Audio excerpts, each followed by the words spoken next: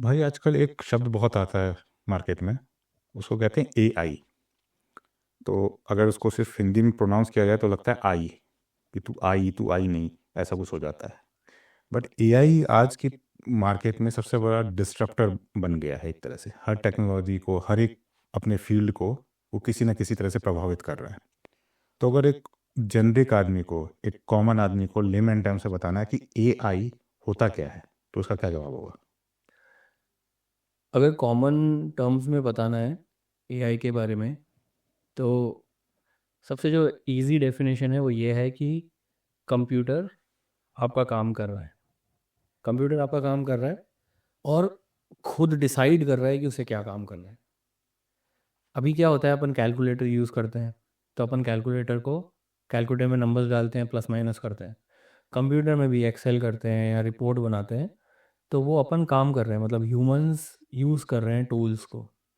अब चाहे वो आर्टिफिशियल इंटेलिजेंस के मशीन लर्निंग मॉडल्स हो, वो भी अभी तक अपन ने यूज़ किए हैं। लेकिन जेन एआई, जनरेटिव एआई में अपन एआई को बोल रहे हैं कि आप हमारे लिए कंटेंट क्रिएट करो, चाहे वो टेक्स्ट हो, वीडियो हो, ऑडियो हो, कोड हो, या फिर या फिर अ, या फिर एआई को पावर दे रहे हैं कि वो अपने बिहाफ पे डिसीजंस ले। तो अगर मैं ये कह सकता हूँ कि मैं बैठा हुआ हूँ और मैं बोलूँ कि एआई भाई जाके चाय बना दे, तो वो तो नहीं हो रहा है। लेकिन तुमने बोला कंटेंट क्रिएट करना, तो मैं चाहता हूँ कि मेरे बॉस ने मुझे एक रिपोर्ट बनाने के लिए दी और मैं एआई को बोलता हूँ कि भाई मेरे को आज आराम करना है, तू मेरे बिहाफ पे रिपोर्ट बना दे, तो क्या वो एआई कर लेगा? आज के टाइम पे डेफिनेटली ऐसे सिस्टम्स बन रहे हैं एजेंटिक एआई के थ्रू, जो कि ये काम कर सकते हैं। फॉर एग्ज़ाम्पल, दो एग्ज़ाम्पल लेता हूँ। पहला एग्ज़ाम्पल ये है कि अगर तुमने बोला कि मुझे एक हफ़्ते छुट्टी पे जाना है और एआई को टास्क दे दिया कि वो जगह डिसाइड करे, अपना बजट बता दिया तुमने कि मेरे को 1 लाख रुपए में एक 7 दिन का एक ट्रिप करना है इंटरनेशनल। अब इंडिया से वो देखेगा कि 1 लाख रुपए में कहाँ कहाँ 7 दिन का ट्रिप हो सकता है। Thailand, Sri Lanka, Mauritius, Maldives, Azerbaijan, जहाँ पर भी बेसिकली वो खुद देखेगा, खुद डिसाइड करेगा जगह। उसको तुम्हारे प्रेफरेंसेस पता है कि तुम्हें ना बाइकिंग पसंद है, या तुम्हें माउंटेनिंग पसंद है, या फिर वो ट्रैक पसंद है, या फिर तुम्हें ये सब कुछ नहीं पसंद, तुम्हें सिटी टूर्स पसंद है, हम्म। सिटीज़ की lighting, pubs, night night life, ये सब पसंद है। तो वो अपने आप तुम्हारे प्रेफरेंसेस देख के टिकट बुक करेगा, टिकट बुक, होटल बुक सब करके तुम्हें ला के दे देगा कि मैंने सब बुक कर लिया। जो रिपोर्टिंग एग्जाम्पल तुमने लिया, वो ऐसा है कि तुम्हारे पास अनस्ट्रक्चर्ड डेटा है। मतलब डेटा अनस्ट्रक्चर्ड मतलब तुम्हारे पास डेटा में, डेटाबेस में डेटा है, पीडीएफ में डेटा है, इमेजेस में डेटा है, वो सारा डेटा तुम्हें ला के प्रोसेस करना है। तो पहले क्या होता था, और अभी भी होता ही है बहुत जगह, ह्यूमंस ने अपन ने सिस्टम बनाए हैं जहाँ पे वो डेटा प्रोसेस होता है। अभी जो उसकी प्रोसेसिंग स्पीड है या पावर है, एआई के कारण इंट्यूटिवली इंक्रीज हो गई है। तो इसके कारण वो सारा स्ट्रक्चर डेटा लेगा, उसको प्रोसेस करेगा और आपको रिपोर्ट ला के दे देगा। अच्छा, एक मैंने अभी हाल फिलहाल में एक न्यूज़ सुनी थी कि ऑस्ट्रेलिया के अंदर ऑस्ट्रेलियन गवर्नमेंट या किसी महकमे ने एक बहुत बड़ी कंपनी को कुछ रिपोर्टिंग करने के लिए कहा था। उसने वो रिपोर्ट बना के दी और उसमें जब उन्होंने वो रिपोर्ट देखी, अपने गवर्नमेंट ने अपनी वेबसाइट पे पब्लिश भी कर दी उस रिपोर्ट को। जब उन्होंने अंदर जाके देखा, लोगों ने उसमें कुछ फ्लॉज निकालने चालू किए। जब क्रॉस क्वेश्चन हुआ तो बताया गया कि एक टूल है चैट जीपीटी। तो पूरी की पूरी रिपोर्ट चैट जीपीटी से बनाई गई थी और उसका जो कॉस्ट था वो करीबन, मतलब इंडियन रुपीज़ में शायद वो 4 करोड़ रुपए थे। और फिर वो कंपनी को वो वापस करने पड़ गए। यहाँ पर हम क्या कह सकते हैं कि क्या एक्सपेक्टेशन और जो असली काम जो करना था गवर्नमेंट ने, तुमने सुना है इसके बारे में? पहले ये बताओ। मैंने इसके बारे में नहीं सुना। ये मतलब ये अभी शायद पिछले हफ्ते की रिपोर्ट है। तो इसमें ऐसा ही हुआ था कि अब कंपनी को वापस करना पड़ रहा है वो पैसा। तो यहाँ पे ये मिसयूज़ आ गया कि जैसे तुमने एग्जांपल दिया कि कोई छुट्टी पे जा रहा है तो उसने मेरे बिहाफ पे प्लानिंग कर दी और मेरा पर्सनल काम ठीक कर दिया। लेकिन जब हम प्रोफेशन में जाते हैं, जब हम इंटर कंपनी ट्रांजैक्शंस की बात करते हैं या अपने ऑफिस के काम की बात करते हैं, वहाँ पे एआई का क्या यूज़ होता है, वो हमको कैसे बेनिफिट करता है? इसके लिए थोड़ा सा पीछे जाते हैं। Generative AI in its current form, मतलब चैट जीपीटी से चालू करते हैं। अभी तो बहुत सारे लार्ज लैंग्वेज मॉडल्स हैं, लेकिन अगर चैट जीपीटी से चालू करें तो नवंबर 2022 में आया है। काफ़ी यंग है, मतलब बहुत बहुत इन्फेंट स्टेज पे है।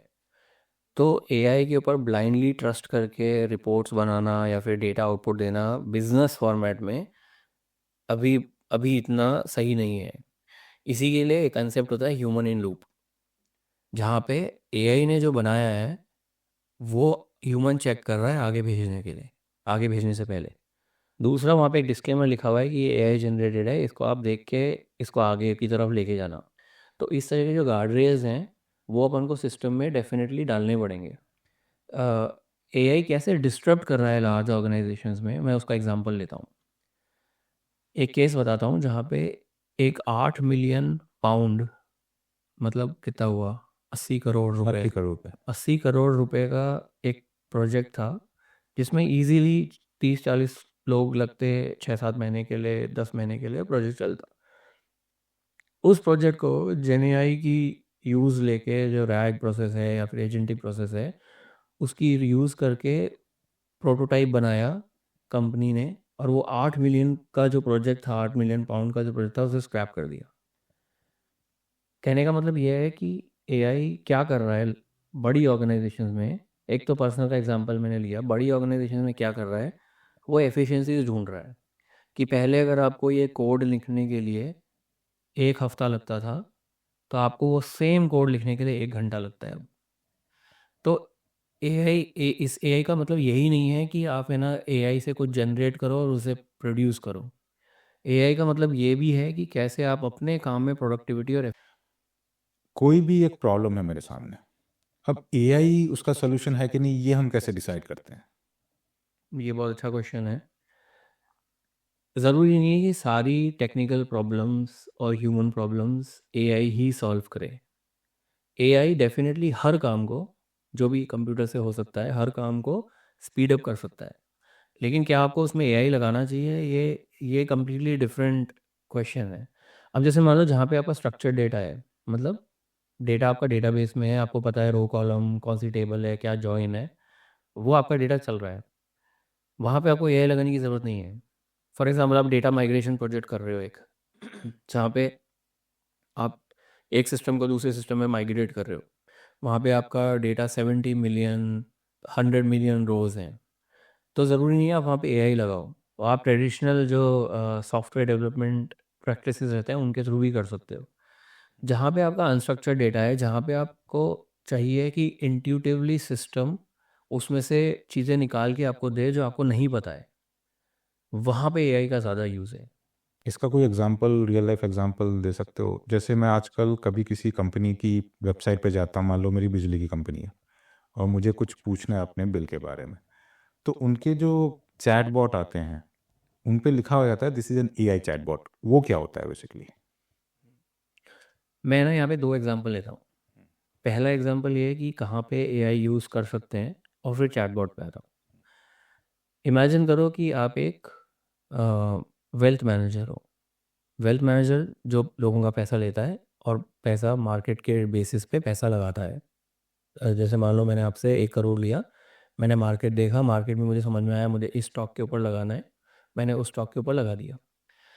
अब एआई यहाँ पे कैसे काम करेगा, जो आपके रिपोर्ट्स हैं, जो बैंक स्टेटमेंट्स हैं, या फिर जो मार्केट डेटा ड्रिवन है, या फिर आप डिसीजन जो लेते हो मार्केट न्यूज़ के ऊपर लेते हो, सेंटीमेंट्स के ऊपर लेते हो, तो एआई क्या करेगा, इस सारे डेटा को कंबाइन करके एक आपको एक रिपोर्ट फॉर्मेट में देगा, जिससे आप डिसीजन लेने में आपके लिए ईजी रहेगा। अभी आपको क्या करना पड़ रहा था, आपको पीडीएफ देखना पड़ रहा था, वहाँ से ट्रांजेक्शन सारे निकालने पड़ रहे थे, अभी आप पीडीएफ पास करके निकाल सकते हो। सिमिलरली आप मार्केट में जा रहे थे, मार्केट डेटा उठा रहे थे, आप सेंटीमेंट पे जा रहे थे, न्यूज़ में जा रहे थे, वो सारा डेटा आपको एक स्टॉक का वो ला के दे देगा, और वो सजेस्ट कर देगा कि आपको इस स्टॉक में लगाना चाहिए, नहीं लगाना चाहिए। तो जो भी अनस्ट्रक्चर्ड डेटा है, जो भी अनस्ट्रक्चर्ड डेटा है वो आपका एक जगह के पे आ गया, उस फॉर्मेट में आ गया जो आप यूज़ कर सकते हो। अब कोपायलट पे, चैट बॉट पे आते हैं। सबसे जो पहली एप्लीकेशन होती है जो कोई भी कंपनी बनाती है एआई रिलेटेड, वो है चैटबॉट। चैटबॉट का क्या मतलब होता है कि जैसे मान लो आपका बैंक है, बैंक में आपका अकाउंट है। अब आपको पता करना है कि आज से 3 साल पहले जब मैंने घर लिया था तो मैंने उससे रिलेटेड कितनी लीगल फ़ीस दी थी या फिर मैंने कितनी फ़ीस दी थी। अब आप नॉर्मली क्या करोगे, आप जाओगे बैंक स्टेटमेंट में, पुराने बैंक स्टेटमेंट में जाओगे, 3 साल पहले पुराना वाला बैंक स्टेटमेंट देखोगे, उसको स्कैन करोगे और उसमें से इन्फॉर्मेशन निकालोगे।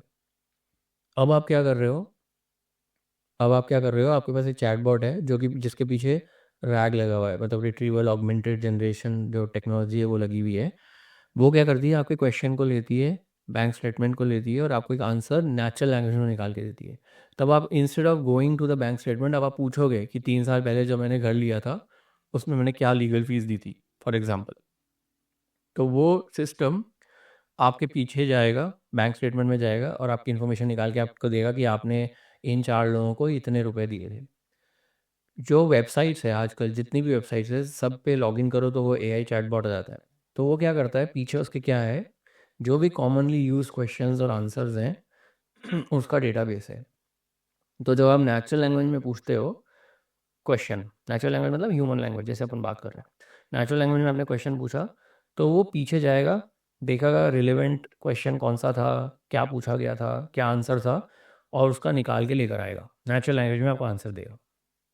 एक ट्रेडिशनल आईटी सिस्टम हुआ करता था जिसमें भी शायद ये सारे काम होते थे, लेकिन कोई एक ह्यूमन इंटरवेंशन होता था जो एक्चुअली ह्यूमन से बात कर रहा होता था।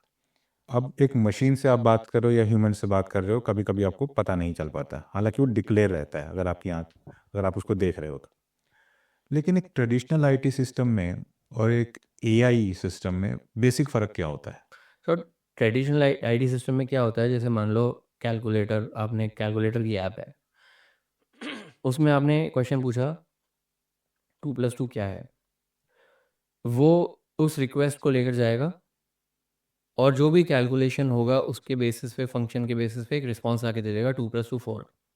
ट्रेडिशनल का यही मतलब है। एआई सिस्टम कैसे डिफरेंट करता है, एआई में आप कंटेक्स्ट दे रहे हो, इंटेंट दे रहे हो कि आ, मुझे एक स्टोरी बना के दो, हम्म। है ना। अब स्टोरी पहले लिखी हुई नहीं है, जैसे मैंने बोला मुझे पोएम बना के दो, इंडिया के ऊपर पोएम बना के दो, तो वो पोएम लिखी हुई नहीं है, कहीं पर भी लिखी हुई नहीं है जो वो बना के देगा अभी। मैं उसे बोल सकता हूँ कि मुझे है ना एक इंडिया के ऊपर पोएम चाहिए जहाँ पे मुझे हर स्टेट की कोई खासियत के बारे में बताना चाहिए, या फिर मुझे है ना जितने भी प्राइम मिनिस्टर हुए हैं उनके बारे में कुछ अच्छा बताना चाहिए, या फिर आर्म फोर्सेस के बारे में अच्छा बताना चाहिए।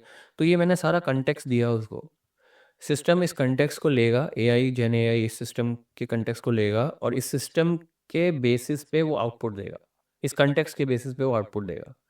अभी ट्रेडिशनल में क्या हो रहा था, मैं एक इन्फॉर्मेशन दूंगा, जो इन्फॉर्मेशन वहाँ पे है अवेलेबल वो उसी में से ला के देगा, वो कुछ जनरेट नहीं कर रहा। जेन एआई में, एआई एप्लीकेशंस में वो जनरेट करके ला के देगा आपको, आपके कंटेक्स्ट के हिसाब से। ये एक डिफरेंस है जहाँ पे ट्रेडिशनल और जेन एआई एप्लीकेशंस में डिफरेंस देखते हैं। तो क्या जो ट्रेडिशनल आईटी सिस्टम्स पे या ट्रेडिशनल सिस्टम्स पे काम करते हैं उनको एआई से डरना चाहिए? मेरे हिसाब से तो डेफिनेटली डरना चाहिए। जैसे वो मैंने एग्जांपल लिया था 80 करोड़ रुपए का, तो यही तो मॉडल है ना इंडियन आईटी सर्विसेज में, यही मॉडल है कि आप आपको बाहर से काम आ रहा है, हम्म। वो काम आपको दे रहे हैं, वो आपका काम आप क्यों दे रहे हैं, क्योंकि इंडिया में सस्ते में हो जाता है काम। वहाँ पे उसको सेम बंदे के लिए शायद महीने के 5 लाख देने पड़े, इंडिया में सेम काम के लिए 1 लाख रुपए में बंदा मिल जाता है महीने का। तो इसका मतलब आप 5 गुना ज़्यादा पैसे दे रहे हो अपनी कंट्री में, यूएस है, यूके है, ऑस्ट्रेलिया है, इसलिए आप अपना काम इंडिया भेज रहे हो। अब आईटी सर्विसेज में सारा रूल बेस्ड काम रहता है, जो रूल बेस्ड नहीं है वो इंटेंट बेस्ड है। अगर मैंने इस जो हैवी हैवी वर्क है, लाइक डेटा प्रोसेसिंग है, डेटा क्लेंजिंग है, डेटा मैनेजमेंट है, या फिर रिपोर्ट जनरेशन है, अगर ये सारा काम मैंने एआई के थ्रू ऑटोमेट कर दिया, या फिर जो काम मैं 5 महीने में करता था अभी एआई के कारण वो 1 महीने में ख़त्म कर रहा हूँ, तो ऑब्वियसली काम यहाँ पे कम आएगा इवेंचुअली। अगर यहाँ पे काम कम आएगा तो फिर केवल वही वाले लोग सक्सीड होंगे जो एआई से अपने काम को 5 गुना, 10 गुना, 20 गुना बढ़ा सकते हैं। अच्छा, जैसे अभी कुछ खबरें आई थी कि बहुत बड़ी बड़ी इंडियन कंपनीज ने हज़ारों हज़ार लोगों को नौकरी से निकाला है, और न्यूज़ में यही आता है कि इसके पीछे जो कारण है वो एआई है। तो जो सवाल का जवाब तुमने दिया कि एआई से डरना चाहिए और तुमने बोला हाँ, तो डरना तो समझ में आ गया, अब इससे लड़ना कैसे है ये बताओ। मैं ना इसमें एक बहुत इंटरेस्टिंग इंसाइट देता हूँ। जब कोविड हुआ चालू, सब लोग वर्क फ्रॉम होम कर रहे थे, कंपनीज ने भर भर के लोगों को हायर किया। मतलब उस टाइम पे जितनी हायरिंग हुई थी आईटी इंडस्ट्री में, उतनी हायरिंग लास्ट 10 ईयर्स में नहीं हुई थी, 5 ईयर्स में नहीं हुई थी। उन्होंने बहुत हायर, उनको लगा कि यही मॉडल चलेगा अब, फ्लेक्सिबल मॉडल चलेगा, और लोग है ना, प्रोडक्टिविटी लोगों की इंक्रीज़ हो जाएगी। अगर बहुत सारे लोग हायर किए तो हमारा काम बहुत ऑनलाइन, क्योंकि सब ऑनलाइन होगा तो हमारा काम सारा ऑनलाइन होगा। लेकिन जब कोरोना के इफ़ेक्ट कम हुए, अभी 2-3 साल बाद सब लोग ऑफिस जाने लग गए, तो उनको इमीडिएटली लगा अब इतने सारे लोगों का क्या करें।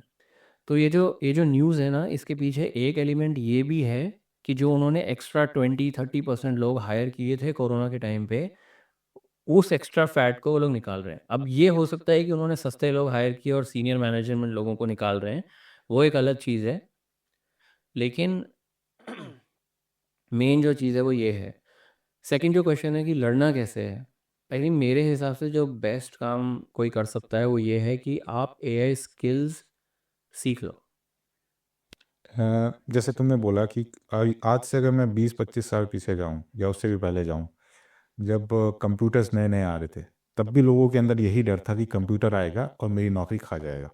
तो जो क्लर्क्स थे, जो डेटा एंट्री का काम करते थे, उसके काफ़ी काम को कंप्यूटर ने ऑटोमेट कर दिया, कुछ कैलकुलेशंस को फास्ट कर दिया, प्रोसेसिंग स्पीड बढ़ा दी। कि फॉर एग्जांपल पहले पूरे डेटा को प्रोसेस करने के लिए 10 एम्प्लॉय को बैठ करके सारे बही खातों में सारे नंबर्स को चर्न करना पड़ता था। वही इन्होंने कंप्यूटर में फीड किया और कंप्यूटर ने उसको जवाब निकाल के दे दिया। तो वो 10 लोग जो थे, उन लोगों ने अपने आप को कैसे बचाया? उन्होंने अपनी एक्सपर्टाइज को एनहांस किया, उन्होंने कंप्यूटर चलाना सीखा और कंप्यूटर को यूज़ करना सीखा। और वही काम वो लोग कंप्यूटर को यूज़ करके करने लगे। तो शुरू में जो डर था कि कंप्यूटर में नौकरी खा जाएगा, वो शायद हुआ होगा, लेकिन बाद में लोगों ने उसको इवॉल्व किया, उसको उसको अपनाया और सीखे उससे। तो तुमने जो बोला कि लड़ना नहीं है, उससे जाके भिड़ना नहीं है, उसको अपनाना है, तुम शायद यही बात कह रहे हो, राइट? एक बहुत इंटरेस्टिंग चीज़ मैं बताता हूँ। आई थिंक ये होमो सेपियंस जो बुक है, सेपियंस बुक का पार्ट है।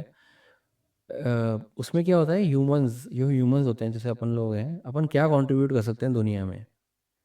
पहली चीज़ है फिजिकल लेबर, दूसरा है माइंड। इसके अलावा और कोई चीज़ नहीं है जो अपन कंट्रीब्यूट कर सकते हैं, राइट।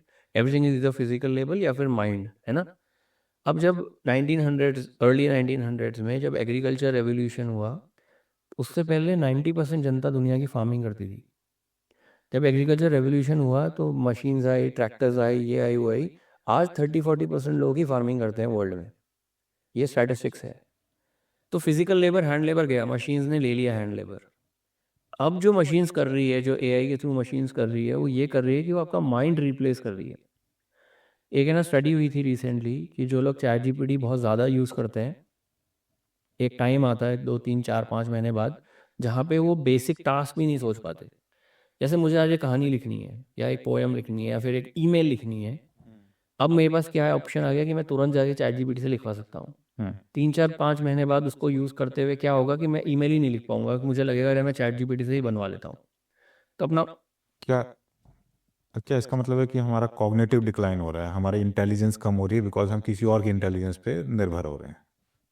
एब्सोल्युटली वही पॉइंट है, अपनी कॉग्निटिव एबिलिटी डिक्लाइन हो रही है। तो जो तुम्हारा ओरिजिनल क्वेश्चन था कि कहते हैं कि एआई से डरना नहीं है, एआई से भिड़ना नहीं है, एआई को अपनाना है। तो अब एआई को हम किस तरह से अपनाएं कि भैया हमारे अपना भी डिक्लाइन नहीं हो और एट द सेम टाइम हमारे प्रोफेशन पे या हमारी कमाई पे उसका नेगेटिव इम्पैक्ट नहीं हो, बल्कि पॉजिटिव इम्पैक्ट आए? ये कैसे करेंगे हम लोग? करेक्ट। तो शॉर्ट टू मीडियम टर्म में तो एआई सीखना इज़ वेरी इंपॉर्टेंट, ताकि जब आप एआई की सिस्टम एडवांस हो जाएं और ज़्यादा ऑटोनोमस हो जाएं, जब है ना वो बहुत सारे काम ऑटोमेटिकली करने लग जाएं, तब एटलीस्ट आप उन सिस्टम्स के साथ इंटरेक्ट कर सकते हो जो कि ये काम कर रहे हैं। मीडियम टू शॉर्ट टर्म में मतलब 2 से 3 साल, 4 साल, 5 साल में। लेकिन मुझे ये लगता है कि जब ये सिस्टम फुल्ली ऑटोमेटेड हो जाएंगे और जब एजीआई आ जाएगा, एजेआई क्या है? आर्टिफिशियल जनरल इंटेलिजेंस, जहाँ पे अम, अभी क्या है, सिस्टम्स फिजिकली परफॉर्म नहीं करते, एआई सिस्टम्स फिजिकली परफॉर्म नहीं करते, क्योंकि वो चाय नहीं बना के ला सकता ना एआई का रोबोट रोबोट अभी। लेकिन आने वाले टाइम में ऐसा होगा कि रोबोट्स वो वाले काम भी करने लग जाएंगे, प्लम्बिंग के, ड्रेन रोड वर्क्स के हैं। इनफैक्ट मैंने एक रिसेंटली एक देखा था जो कि है ना वो सीमेंट लगाता है ना रूम के अंदर, वो सीमेंट लगा रहा था वो मशीन रोबोट।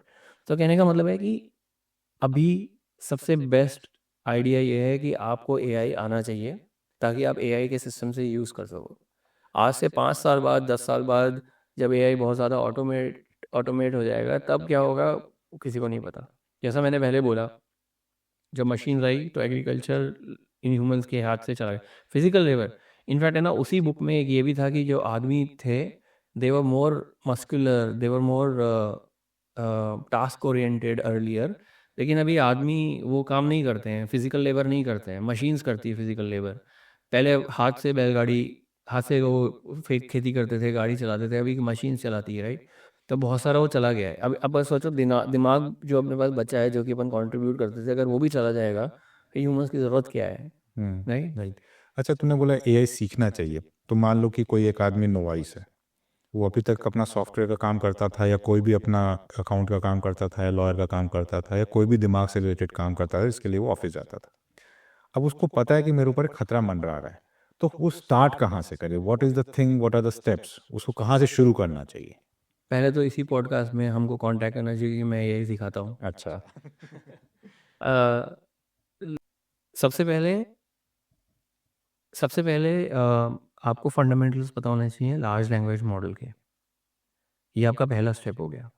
सॉरी, मैं इंटरप्ट करूंगा कि अगर कोई आदमी नॉन टेक्निकल बैकग्राउंड से है, तो उसको तुम कैसे बताओगे कि लार्ज लैंग्वेज मॉडल क्या होता है? या फिर तुम अभी सिखा नहीं रहे हो, लेकिन अगर तुम सोचो कि यार मैं एक लॉयर हूँ या फिर मैं एक अकाउंटेंट हूँ, मैं कोई और भी प्रोफेशन के अंदर आ सकता हूँ, मैं डॉक्टर भी हो सकता हूँ, मैं एक आईटी प्रोफेशनल भी हो सकता हूँ, मैं कोई भी बड़ा किसी भी प्रोफेशन का काम हो सकता हूँ।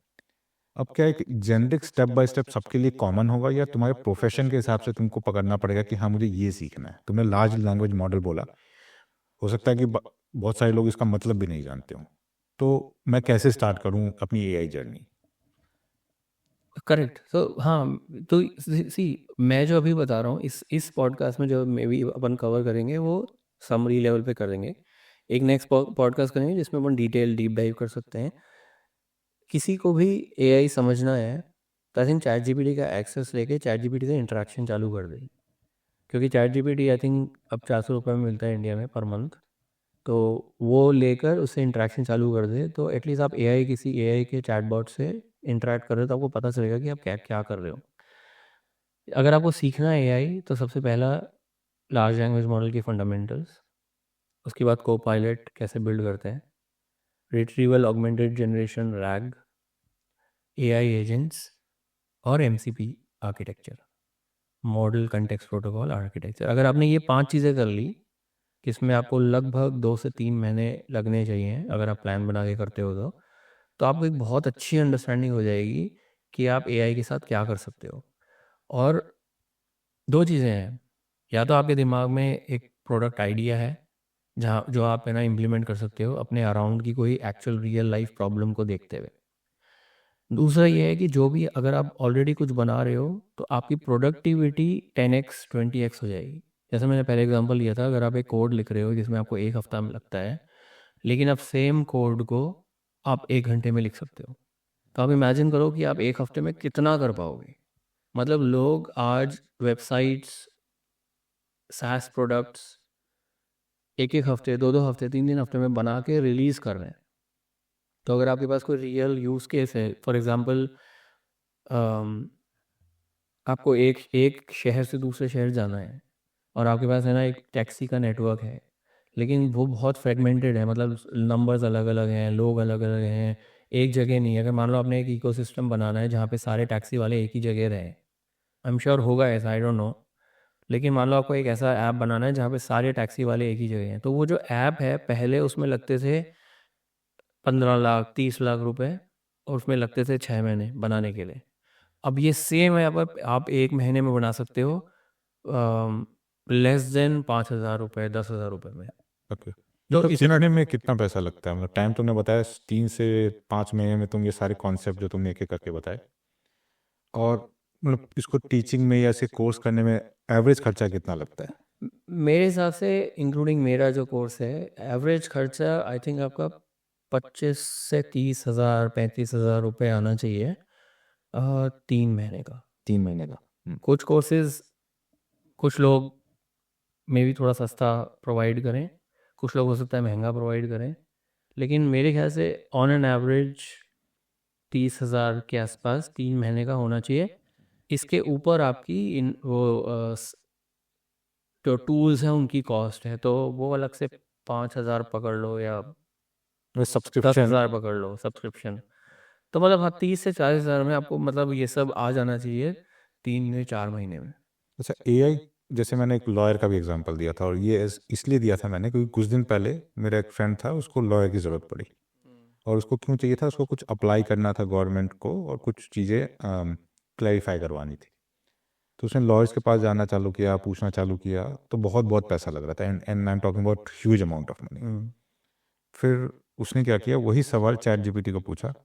चैट जीपीटी ने उसको स्टेप बाय स्टेप जवाब दिया, और फिर उसने उसी के लिए एक लेटर और कुछ एप्लीकेशंस बना के दे दी, और उन्हीं एप्लीकेशंस, उन्हीं पेपर्स को लेकर के वो उसने फाइनल एप्लीकेशन डाली गवर्नमेंट में, and he got the result what he wanted. तो मेरे सामने क्या हुआ? मेरे सामने एक लॉयर था जो कुछ फीस चार्ज कर रहा था, उस लॉयर को उस चैट जीपी ने रिप्लेस कर दिया। मतलब उसकी देखा गया तो उसकी एक तरह से इनकम चली गई, जो शायद आज से 2-3 साल पहले ऐसा नहीं होता। बिल्कुल। तो अगर तुम वो लॉयर हो या मैं वो लॉयर हूँ, तो मुझे क्या करना चाहिए?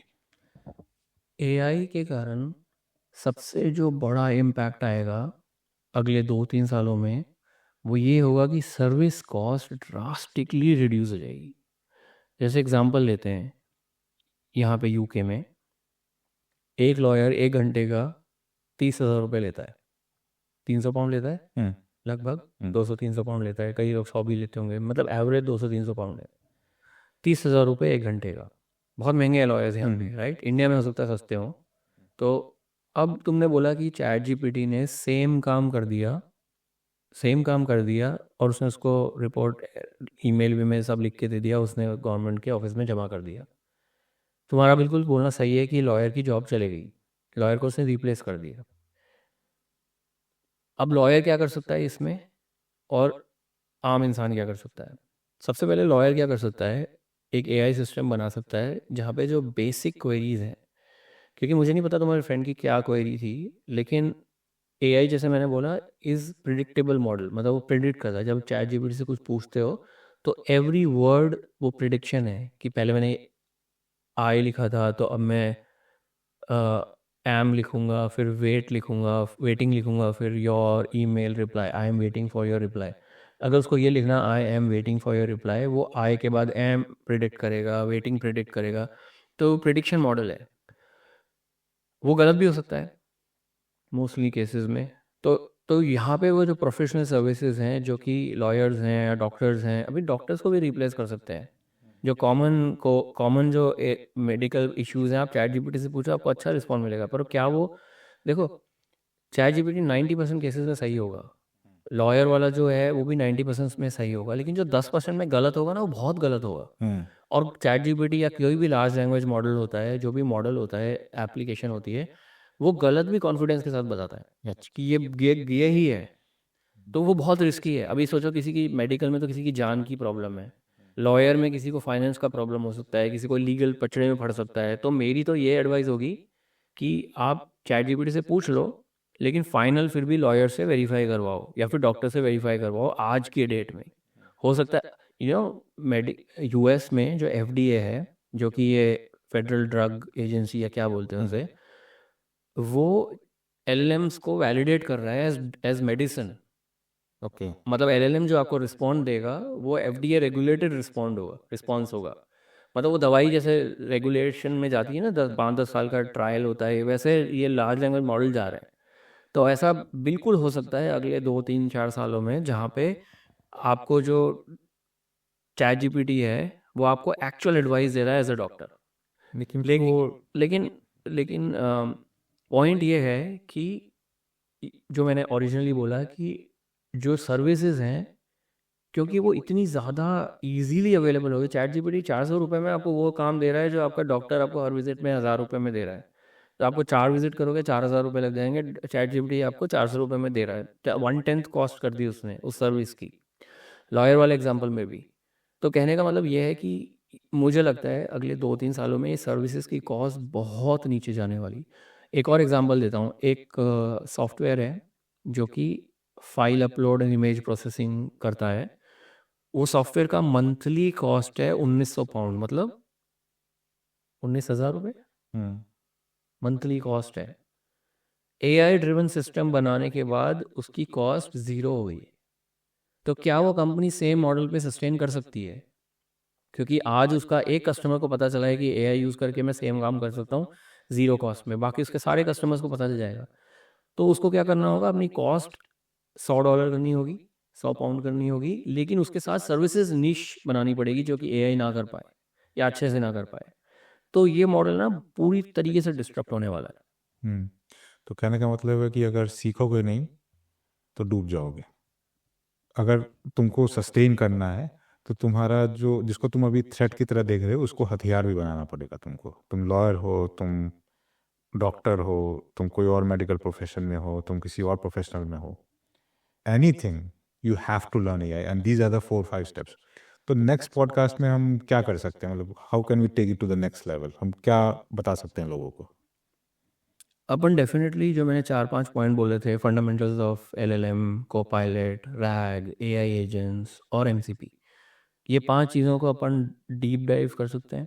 हम्म हर एरिया में क्या होता है, क्या है और उसमें क्या सीखना चाहिए, उसके ऊपर डिस्कस कर सकते हैं।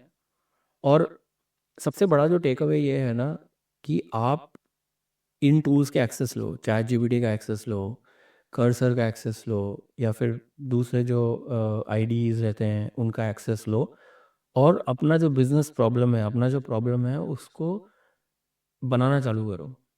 क्योंकि जब आप बैठोगे और बनाओगे तो ही आगे बढ़ेगी बात। क्योंकि पहले जैसा नहीं है कि आप मैनेजर हो, आपके नीचे 4 डेवलपर काम कर रहे हैं तो डेवलपर ही कोड करेंगे, आप कोड नहीं करोगे। अभी वो मॉडल, सबसे पहले तो ये मॉडल डिस्टर्ब होने वाला आईटी में, जहाँ पे अगर आपको 25 साल का एक्सपीरियंस है तो भी आप कोड कर रहे हो, और अगर आपको 2 साल का एक्सपीरियंस है तो भी आप कोड कर रहे हो। तो ये बहुत सारे डिस्ट्रप्शंस आने वाले हैं अभी पूरा। अभी जैसे अपन ने सुना टीसीएस ने 20,000 लोगों को निकाला, 30,000 लोगों को निकाला, यहाँ यूके में मतलब हर जगह फायरिंग हो रही है, बहुत सारे प्रोजेक्ट्स नहीं हो रहे हैं क्योंकि एआई वही काम इन हाउस ही कर देता है आजकल। तो मतलब you have to be ahead of the game, मतलब बहुत ज़्यादा मेहनत करने वाला टाइम है। तो मतलब अहेड ऑफ द गेम करने के लिए हमारा अगला पॉडकास्ट लोगों को हेल्प कर सकता है कि how do you start and how do what are the things fundamentals. And of course जो कोर्सेज हैं जो भी तुम भी ऑफर करते हो या और लोग भी ऑफर करते हैं, लोगों को उसमें जाना चाहिए। अब एआई से दूर रहने का टाइम नहीं है, अब एआई को छू के महसूस करने का टाइम है। जैसे तुमने बोला कि कोड करना ही पड़ेगा लोगों को। बिल्कुल। और मैं एक और जाते जाते एक और, अपन उस नेक्स्ट पॉडकास्ट में डिटेल में बात करेंगे, बट जाते जाते मैं एक और बात बोलता हूँ कि आप चैट जीपीटी का सब्सक्रिप्शन लो, ₹400 का आता है इंडिया में महीने का, और चैट जीपीटी को ही बोलो कि मुझे ये एआई का ये चीज़ सीखनी है, मुझे एक प्लान बना के दो 1 महीने का या 1 हफ्ते का, डिपेंडिंग अपन आपके पास कितना टाइम है। वो आपको एक है ना 30 दिन का प्लान बना के देगा। जैसे मान लो मैंने बोला मुझे रैग सीखना है, रिट्रीवल ऑगमेंटेड जनरेशन सीखना है, मुझे 1 महीने का प्लान बना के दो। तो रैग में क्या क्या होता है, वेक्टर डीबी होता है, सिमेंटिक सर्च होता है, डेटा इंजेक्शन होता है, वेक्टर डीबी में कोसाइन सिमिलरिटी, ल्यूरियन डिस्टेंस, जो भी जितने भी डीप लेवल पे आपको जाना है आप जा सकते हो। और वो आपको एक पूरा प्लान बना के देगा 30 दिन का, आप वो डेली जाके फॉलो करो। उसको बोला आज मेरा पहला दिन है, वो आपको पहले दिन के 4 एक्शन देगा, अब वो करो, जाके यहाँ वीडियो देखो, ये पढ़ो, ये यहाँ पे रजिस्टर करो वेबसाइट के ऊपर, क्वाड्रेंट के ऊपर, पाइनकोन के ऊपर, वॉट। उसके बाद बोलो कि मेरा हो गया आज का, उसको स्क्रीनशॉट दे दो, वो बोलेगा हाँ तुमने अच्छा कर लिया, चलो सेकंड डे जाओ। अभी बोलो आज मेरा सेकंड डे है, मुझे सेकंड डे का काम दो, तो वो तुम्हें सेकंड डे का काम देगा, तुम उसको फॉलो करो। ऐसे करके जब तुम 30 दिन हो जाएंगे तो मैं किसी भी ट्रेनर की ज़रूरत नहीं है। अच्छा। हालांकि मैं खुद ट्रेनर हूँ, लेकिन मैं बोल रहा हूँ कि तुम्हें किसी की भी ट्रेनर की ज़रूरत नहीं है, तुम ये काम खुद ही कर सकते हो। लेकिन प्रॉब्लम ये है कि जब इंसान खुद करता है ना तो वो डिसिप्लिन और वो सारी चीज़ों में फंस जाता है, तो 2-4 दिन तो करता है जोश में और फिर वो फुस हो जाता है। इसीलिए ट्रेनर्स की ज़रूरत होती है। लेकिन आप एआई को ही यूज़ कर सकते हो एआई सीखने के लिए, ये एक मेन पॉइंट है जो मैं बोलना चाहता हूँ।